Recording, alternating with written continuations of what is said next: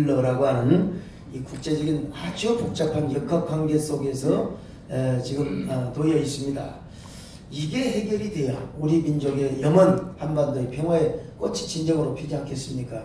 그런 의미에서 어떤 이 복잡한 국제 역학관계 속에서 우리는 어떻게 해야 될지, 이 정부는 또 어떻게 해야 될지 우리 반기문 사무총장님 좀 말씀해 주시면 고맙겠습니다. 우선 김항식 총리님하고 박종화 이사장님 그 말씀하시는 데 대해서 참 공감을 많이 합니다. 특히 역사의 그 사이클 있다는 이런 말씀에 대해서도 저도 늘 그런 생각을 해왔습니다. 사무총장 하면서 쭉 국제사회 여러 가지를 보니까 큰 그 사이클이 역사가 계속 그렇게 좀 역사가 되풀이된다는 얘기도 있고, 역사로부터 배우지 못하면 미래가 없다는 말도 있고, 그 사이클이 있는데, 지금 평화올림픽과 관련해서 올림픽을 중심으로 한 사이클, 그 다음에 공산주의가 사실 1917년대 그 볼셰비크 혁명 나면서 17년에 났다가 망한 게 보면 73년입니다. 북한이 공산주의가 창건이 된 게 1949년인데 그때로부터 보면 거의 지금 70년 이렇게 70년 주기를 가고 있는 거 아니냐 이런 생각을 해서 참 묘한 또 사이클이 있을 수도 있다. 지금 이사장님 말씀하신 거랑 거의 비슷한 생각을 가끔 이렇게 해봅니다. 이런 게 좀 헛된 꿈이 아니기를 좀 바라는 그런 마음입니다. 이와 관련해서 지금 우리 소위 한반도 주변의 4강이라고 늘 얘기하는데 저는 이 4강이라는 말이 별로 좀 좋지는 않고 한반도 주변 4개국 이런 식으로 다 얘기를 합니다. 언론에서는 4강이라고 그러는데 그게 현실적으로 보면 강한 나라다 이렇게 볼 수 있겠지만은 우리 입장에서 보면 4개국 주변 4개국을 어떻게 관리하느냐. 이것도 좀 숙명적입니다. 결과적으로 아까 제가 말씀드린 이웃입니다. 이웃을 제가 떨쳐낼 수가 없는 겁니다. 그 중에서도 이 4개국 중에서도 미국과 중국의 관계를 어떻게 해나가느냐. 이게 사자가 되는 거죠. 지금 현재로 보면. 남북, 미중 이렇게 되니까 이 관계를 그야말로 현명하게 잘 해야 된다.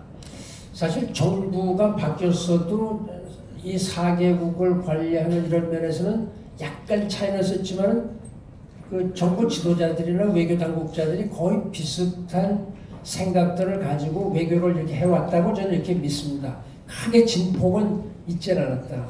요즘에 들어서 우리의 그 대미 관계라든가 이런 것이 약간 좀 우려스러울 이런 거고, 중국의 역할이 점점 더 커지고 있다 이렇게 생각합니다. 미국은 아까 우리 김 총리님도 말씀하시고 다 두 분 말씀하신 바대로 제가 그 미국의 중요성을 강조할 필요가 없습니다. 우리와 가치를 같이 하는 겁니다. 우리가 인류로서 인간으로서 국가로서 갖춰야 될 이 공통의 가치를 향유하고 있고 거기에 우리가 최대 수혜자일 수도 있고 그렇습니다. 사실은 수원국으로부터 원조국이 된 나라는 많을 것 같지만요. 놀랍게도 한국뿐이 없습니다.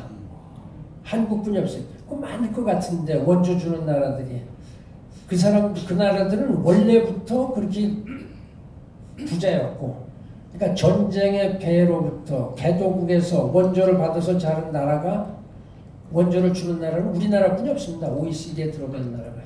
그만큼 우리는 성장했는데 이런 것이 전부 다 미국의 그 어마어마한 그 시장, 또 여러 가지 민주주의 가치, 또 교육, 안보 공약 이런 것 때문에 됐는데 그런 면에서는 제가 미국 관계는 더 이상 강조를 안 하겠습니다.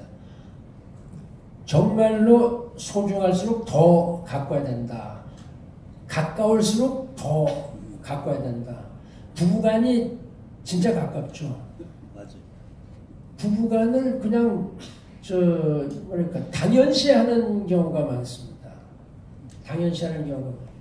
우리가 이제 좀 동양적인 가치 때문에 참 서로 남녀간에 뻑하니 얼굴만 쳐다보고 이제 정원 통하는데 얼굴만 쳐다보고 서양 사람들 보면 맨날 하니 하고 뭐 I love you 뭐 이렇게 하는 게 가만히 보면요 그 관리하는 차원입니다. 소중할수록 가까울수록 관리해야 된다. 그런 면이 있고 그러니까 좋을수록 우리가 한미 관계를 더 잘 가꿔야 된다 이런 그 말씀을 드리고요. 중국 관계를 어떻게 하느냐 이런 것이 참 그 숙제죠. 또 더 복잡하게 된 게 시진핑 들어와서 중국과 북한과의 관계가 상당히 소원했습니다. 상당히 소원했죠. 6년 반이 되도록 북한의 김정은을 시진핑이 만나주질 않았고 의도적으로 무시를 해버린 겁니다.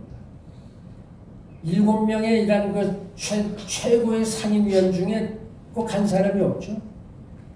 그 다음에 역대로 중국의 주석이 한국을 방문할 때는 꼭 북한을 먼저 방문한 다음에 왔습니다. 시진핑 주석이 처음으로 중국의 역사상 처음으로 중국을 안 가보고 한국을 방문했죠. 이런 게요. 아주 노골적으로 중국과 북한의 관계가 냉랭했죠. 그 북한이 즐겨 쓰던 등거리 외교도 못했습니다. 러시아 중국 간의 관계를 등거리 외교를 못하고 러시아 중국 관계가 아주 냉랭해졌다. 최근에 3개월 사이 3번을 김정은 위원장이 방문을 했죠. 아직도 시진핑은 방문을 안 했습니다. 방문을 안 했고 그만큼 이제 복잡해지는 겁니다. 더 복잡한 요소가 하나 더 생겼다. 북중이 다시 북한의 여러 가지 정치적인 경제적인 그 위상을 올려서 혹시라도 저는 이제는 북한이 중국과 미국 간의 등거리 외교를 하려고 그럴지 모르겠다는 걱정이 드는 겁니다. 그렇게 되면 그것이 우리한테 금방 영향을 미치죠. 그런 점을 우리가 생각을 해야 된다. 그런 면에서요.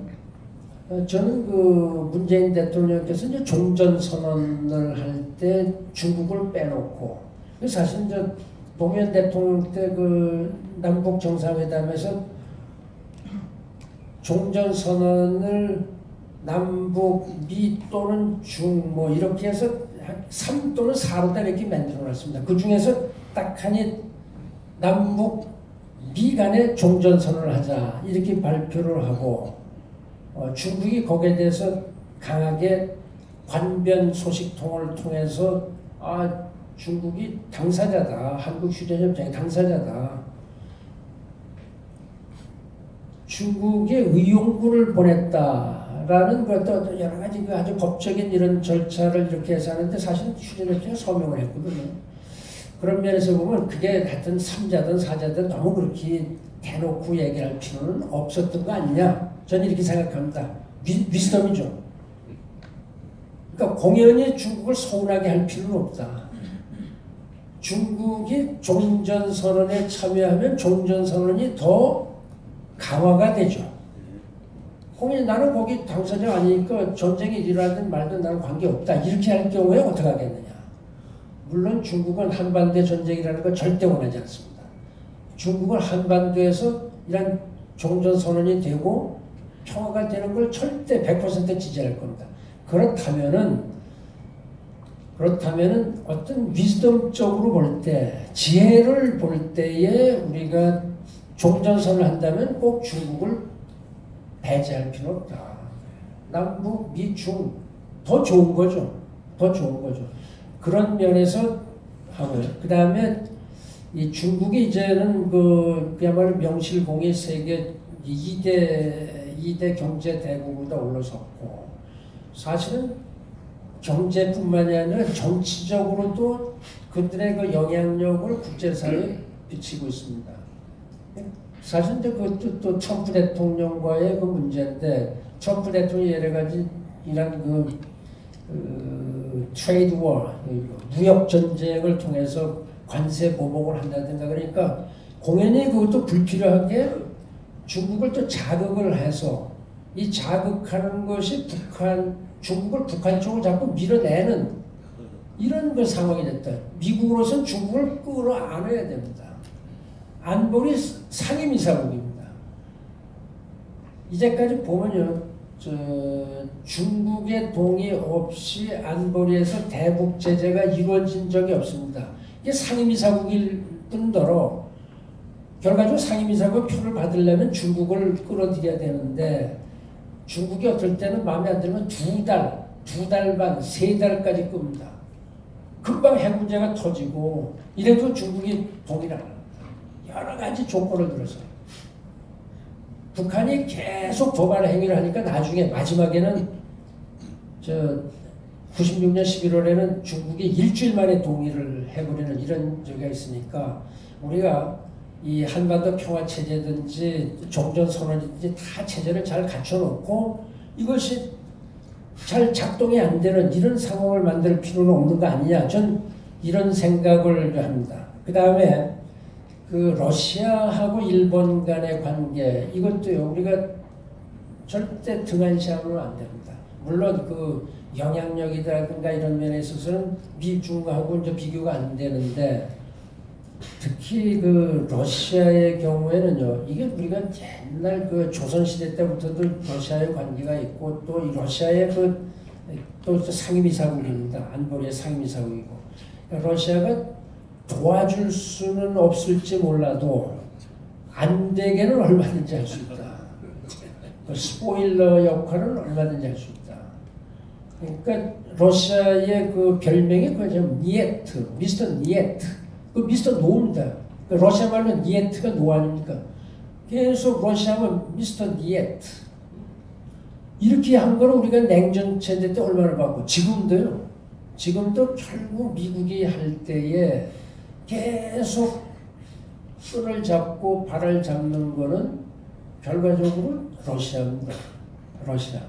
그러나 이 경제적인 거라든가 국제 정치 면에 있어서의 그 영향력은 중국보다 못하겠지만은 중국은 또 논리가 통하면 합리적이면 합니다. 그러나 합리적인 거 말고 그냥 노해버리는 이런 수가 생기니까 러시아의 관계를 우리가 잘해야 된다. 막 이런 얘기를 들으면 러시아가 서운하겠죠. 우리는 논리도 없고 무조건 노하는 사람들이냐 이렇게 하겠지만은 제 경험으로 볼 때, 우리 역사적인 경험으로 볼 때 또 러시아의 또 블레싱을 안 받고 한반도 평화체제가 될 수 없다. 그러니까 종전선언은 남북미중 하되 평화체제가 되면은 그것도 남북미중이 되겠지만은 일본과 러시아의 블레싱이 있어야 된다. 참여가 있어야 된다. 그래서 사실 우리가 북핵 문제 해결하는데 육자회담을 한 겁니다. 육자회담을 한 겁니다. 일본과의 관계도요.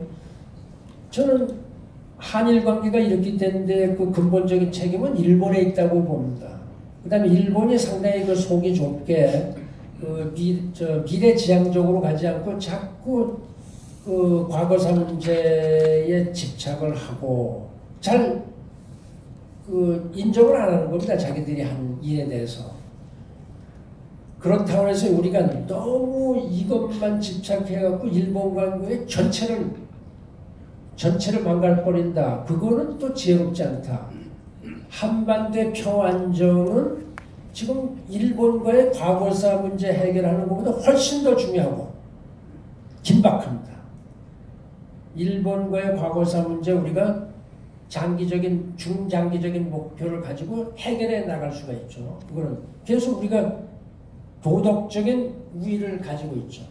그러니 한반도 안정, 평화 이거는 지금 내일이라도 해야 된다. 그렇다고 해서 일본은 과거사 문제가 해결이 안 됐으니까 빠져라. 그거는 현명치 못하다. 그래서 이 미중 관계에 중점을 둘 때 미일 관계도 계속 잘 간수해 나가는, 관리해 나가는 이런 것이 중요한데 사실은 전 정권 일입니다마는 이 과거사 문제가 안 되니까 박근혜 대통령이 그냥 아베 총리하고 만나질 않는 겁니다. 아예 만나질 않는 거예요. 그래서 오바마 대통령이 아무리 해도 이게 한일 관계가 이러면 흔히 한미일이라고 얘기를 하는데 공통의 가치를 가지고 있는 중국은 또 공통의 가치를 가지는 것도 아니지 않습니까? 지금 이념이나 여러 가지 저 가치, 민주주의, 인권, 한미일이 또 중요합니다. 답답하니까 오바마 대통령이 거의 중에서 내가 부를 테니까 한번 점심이나 먹자. 같이 만나는데 거의 여기는 아베는 둘을 다 보는데 우리 대통령은 그냥 오바마만 보지 저기를 안 보지 않습니까? 밥 먹으면서도 같이.